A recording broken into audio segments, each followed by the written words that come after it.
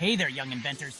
Today we're diving into the basics of robotics. Ready to learn? Let's roll. What's a robot? It's a machine that can be programmed to do tasks on its own.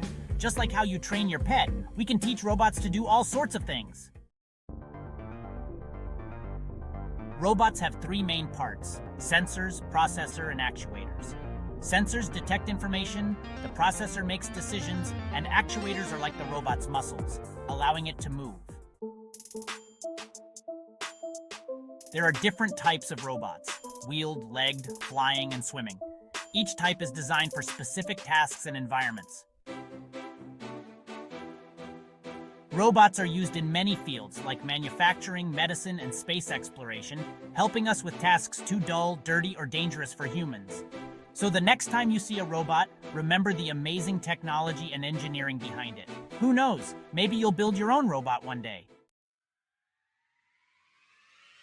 Thanks for joining me on this robotic adventure, young inventors. Don't forget to like, subscribe, and hit the bell icon for more exciting science adventures. Until next time.